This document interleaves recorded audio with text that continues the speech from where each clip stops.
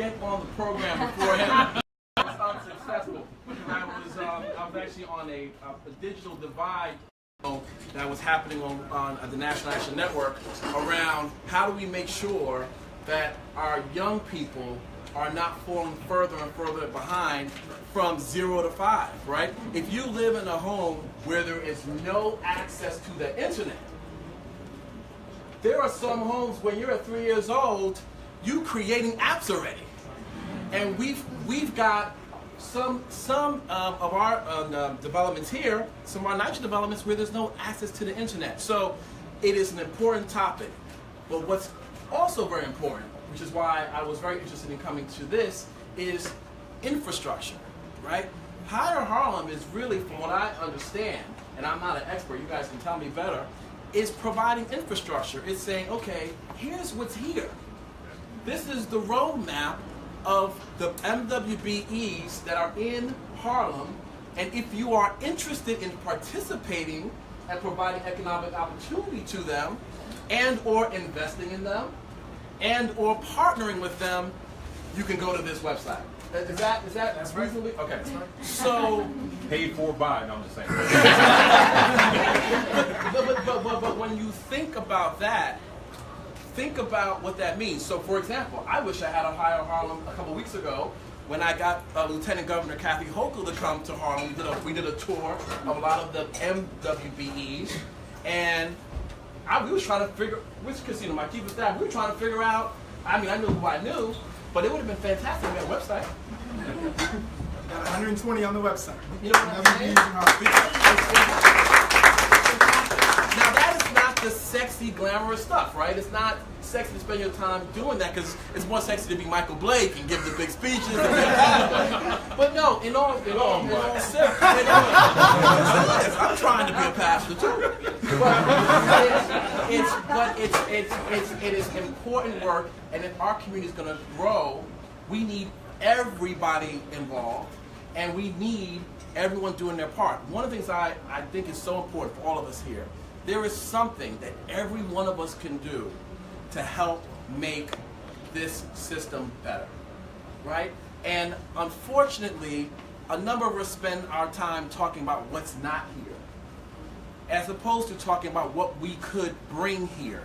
And so I want to commend you for this, because this is the perfect example of you bringing your skills and expertise in a way that is going to change Harlem forever.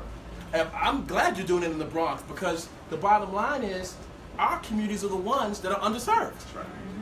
And so I am honored to be here. I'm the new state senator.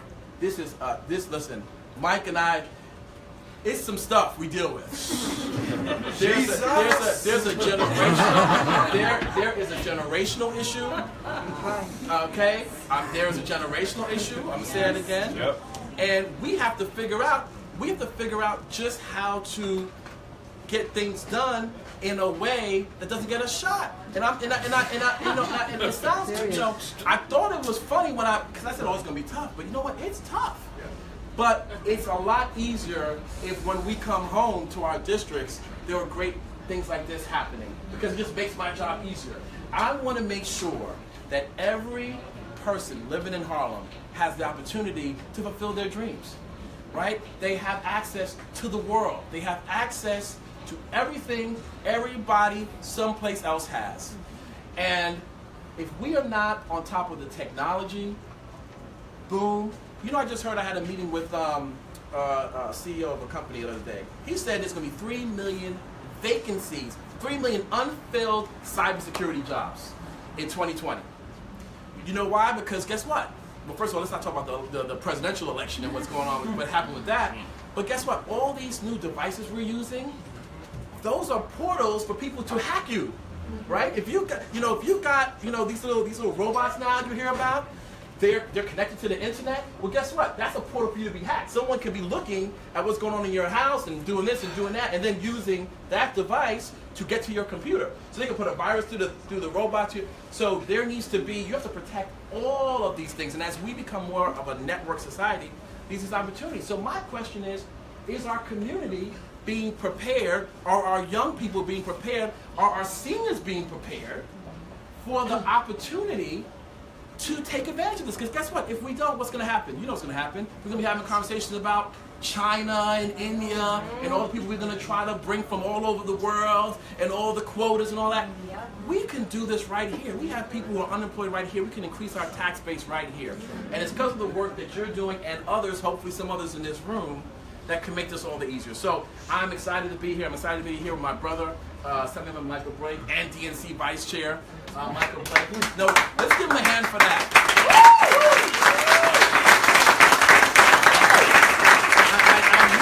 I usually try to stay on message, but I got to go a little bit off on this. So Harlem, please give me 1 second. Here we go. Here we go.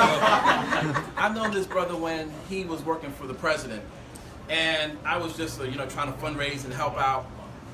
And when you gotta distinguish which president. Obama. Obama.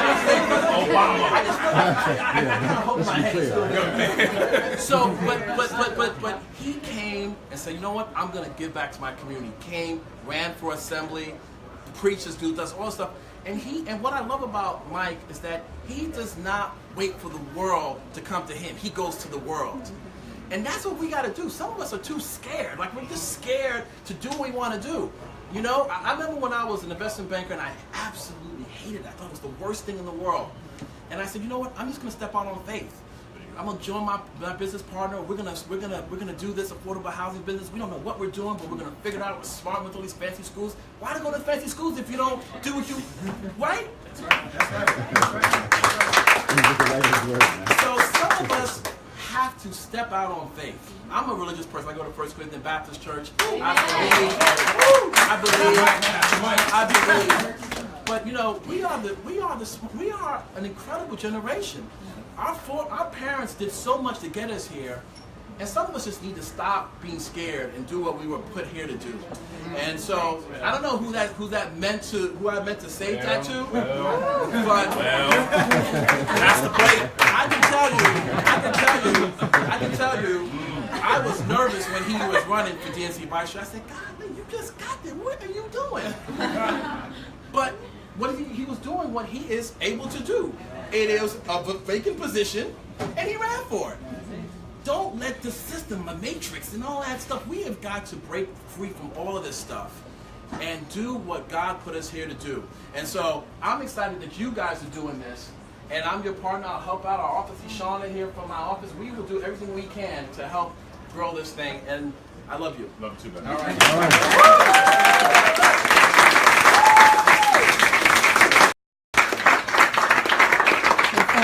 Listen, this is MarshaHUGS. There's more conversation that's going to take place, but I did want to let you guys know that this is an amazing event.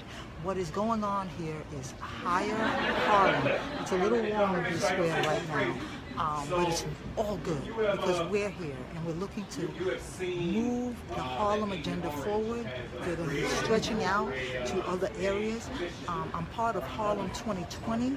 That's for real. And Harlem 2020 is going to be involved with the founders of Higher Harlem. Boy, lots going on with this Harlem world, right? But listen, I love you. Live and embrace a HUGS mindset. Encourage, inspire, and uplift others through your words, your actions, and your deeds. The others, sometimes, is you. Things that make you go,